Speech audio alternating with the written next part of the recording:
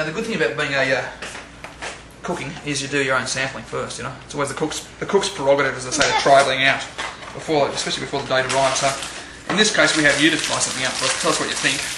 What you normally do with this now once you've made it, I would put it in the fridge for a half hour just to chill it a little bit. But and be honest with me, if it tastes horrible, let me know. Have a little try. Well, Timmy, excuse me, there's one down. So it's taken 1 beer so far to cook that. Just to make that and to get a lot of stuff on. Okay, that's only 1 beer. That's not long. You're doing well. Is it? That's good, actually. For me, it's not long anyway. It's a good little. Have a little try. Here you go, matey. Have a try. Tell me what you think. Just put a bit on there. Pretty runny, but should be alright. Can you just dip or what? You can, but yes. So Carrie's civilised. No, she's a lady. Yeah, she's a lady. She's using the spoon and putting it on. Yes, we would just dip. We would just dip. Mmm. That's strong. Is it alright, really? It is really good. You're being nice to me? It's okay? Very good. This is actually the first time I've tried Timmy's. This one of Timmy's, anyway. So. Yeah, it's a bit. I mean, it's a little. The yogurt's probably a little bit runny, but it's not too bad. Oh, she's nice, Timmy. She's alright. Let's try that. You can taste all the different flavours in there. Really good and very healthy. Very healthy. There's nothing bad in that. Great for the summer. Fresh taste. The dill brings it out. The dill kind of knocks a little of the edge off the garlic. There's too much garlic, it's like woo. You can really taste the cucumber though, and I like that. Yeah, because cucumber is fairly bland on a whole, but sort of dill, garlic kind of bring it alive a bit more. Because I'm going to taste test some things. That was a beautiful, smooth, flavoured beer. For a pale ale, that is one of the nicest pale ales I've ever had. Very smooth aftertaste. Now I'm going to try this one. This is from Sierra Nevada. It's a Summerfest ale. Since it's summer, I might as well try it. And hot. Yeah, and here's another little tip. Have you ever had trouble, you know, with these twist top beers? You can't quite get them, right? Little tip. You grab something hard, just give it a whack. That's all you got to do. Trust me. Straight off. It works. Trust me. It's a good tip for young players, that one, isn't it? That's for sure. Stand by. I'll just have a little sip of this one. Give us a tell. Tell us what's going on. How was it? Well, a little sharper than the last one. And a little bit more aftertaste. It's nice though. Very nice. What do you think? Bad. What do girls think about beer these days? Beers have come back in for girls, haven't they? Yeah. You know? Because I mean, where we come from in Australia and stuff, it was kind of like girls would do the sort of the wine coolers and spirits and stuff. You don't see many girls drinking beer, but actually when I first came to the States, that's what I loved. Girls would drink beer as well. Girls love beer. And I loved it. It was great. I was like, we found heaven. It has to go in there. I'm sorry it covers the label, but then you find that no girls in Australia, absolutely, we grew up, didn't drink beer. Nobody drank beer. There was all these wine coolers, which was fairly insipid, I thought, you know, and come over here and drink beer, and you're like, we found heaven. It's all good. Now I'm going to go back to my onions here. Have you guys ever found, right, when you cut up onions? Because tonight we're having snags on the barbie. Snags is what we call sausages in Australia, right? We're going to test run some different ones, but you cannot have snags without onion, cooked onion. And have you ever found when you cook onion, what happens? What happens, Carrie? You cry. You cry, don't you? Oh yeah. It kills you, doesn't it? And on a date, no good. Bloke crying, tears going into the onions, no good at all. So we come up with a little ingenious idea last year, because we kept... my favourite food, first of all. What's my favourite food? Sauce is number 1, onions number 2, and something in his hand is number 3. Beer number 3. Well, sometimes that changes. But I think with the onions we've got to remember we've got to actually do it before probably the date arrives, unless she has a really good sense of humour. Never on a first date would I recommend this thing that you're about to see, because she could call you a geek basically.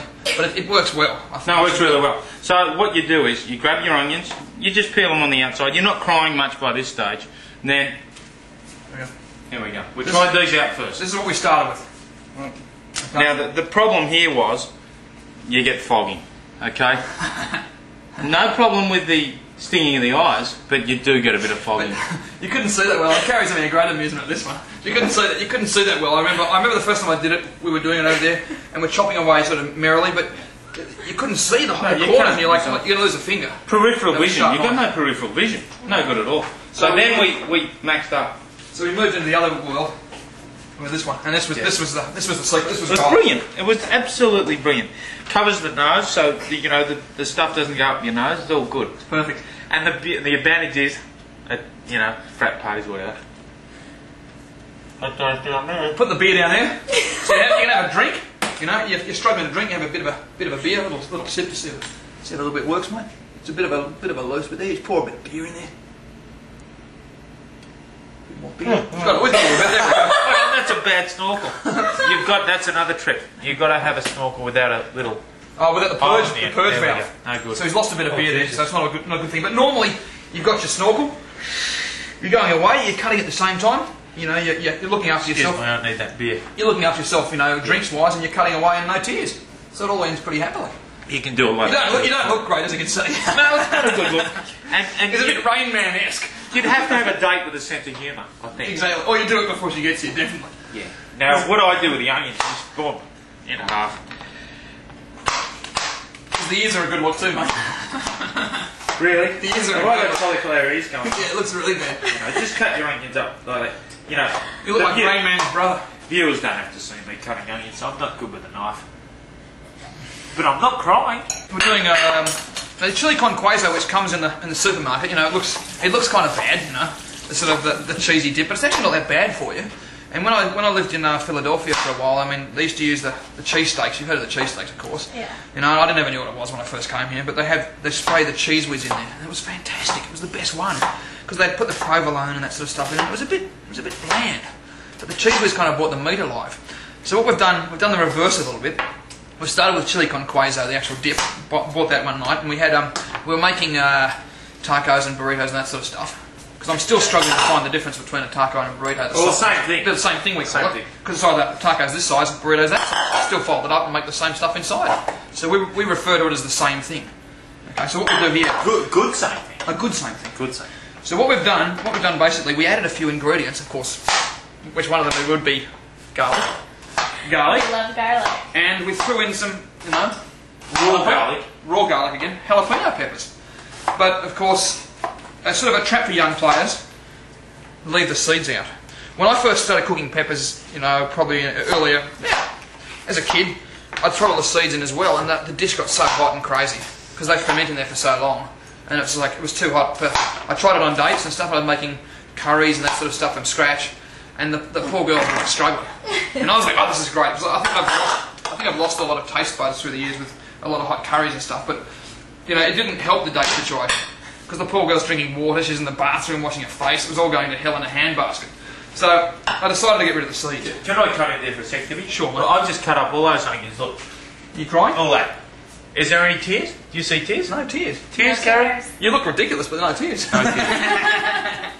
Look at that, no tears. I've basically cored the old jalapeno. All the seeds are still intact. And then it's just a simple cutting up of the meat. Now, Timmy, don't you think that's an essential ingredient? Ingredient? Sorry, an essential tool Absolutely. So, for the kitchen.